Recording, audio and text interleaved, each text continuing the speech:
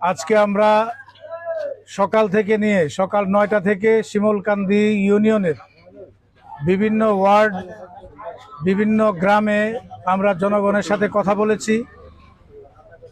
আমরা ভোটারদের কুশলাদি জিজ্ঞাসা করেছি। আমাদের গণসংযোগ চলমান। আপনারা জানেন যে আমরা 10 দলীয় জোট, বাংলাদেশ জামাত ইসলামী, বাংলাদেশ খেলাফত মজলিস, এনসিপি, খেলাফত মজলিস, খেলাফত আন্দোলন, নেজাম ইসলাম সহ 10 দলীয় জোট আজকে আমরা একত্রিত হয়েছি। ভৈরব কুলিয়ারচরের প্রত্যেকটি মানুষের কাছে ঘরে আমরা যাচ্ছি। আমরা আশাবাদী ভৈরব কুলিয়ারচরের মানুষ এই যারা বিগত সময়ে বিভিন্ন সময়ে দেশ পরিচালনা করেছে তাদেরকে আর বাংলাদেশের ক্ষমতায় দেখতে চায় না। এখন তারা নতুন দলের সন্ধানে, নতুন নেতৃত্বের সন্ধানে।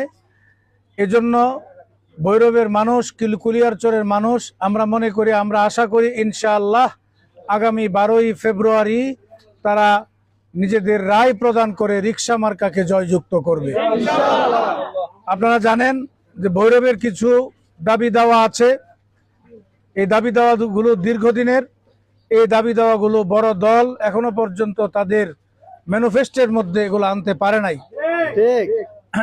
তো আমরা ইনশাল্লাহ সেই দাবি দাওয়াগুলো পূরণ করব। তার মধ্যে ভৈরবকে জেলা করা, ভৈরবের শহর রক্ষাবাদ, এই সকল আরো মাদক মুক্ত, সন্ত্রাস, দুর্নীতি, চাঁদাবাজ মুক্ত একটা আদর্শ উন্নত ভৈরব কুলিয়ারচর গড়ার জন্য যে প্রতিশ্রুতি তারা দেওয়ার দরকার, সেই প্রতিশ্রুতি তারা দিতে পারছে না।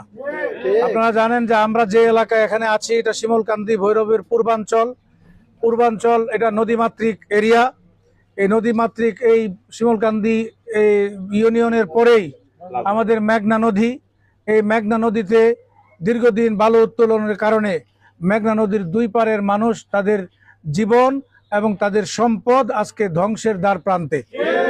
এ কারণেও ভৈরবের মানুষ, কুলিয়ারচরের মানুষ মনে করে যারা নদীকে নিয়ে রাজনীতি করে, নিজেদের নদীর বালু উত্তোলন করে নিজেদের পকেটে টাকা ভরতে চায়, সেই সমস্ত নেতৃত্বকে ভৈরবে আর দেখতে চায় না।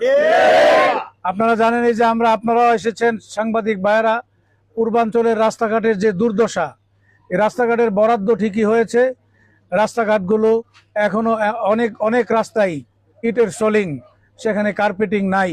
তো এই রাস্তাঘাটগুলোর বরাদ্দ ঠিকই সরকারিভাবে হয়েছে, কিন্তু কাজ হয় নাই। আর কাজ হলেও এখানকার রাজনৈতিক সিন্ডিকেট তারা খুবই নামমাত্র কাজ করেছে, যে কারণে 1-2 মাসের মাথায় রাস্তার কার্পেটিং গুলো ভেঙে যায়। আমরা যদি ক্ষমতায় আসতে পারি, আমরা টেকসই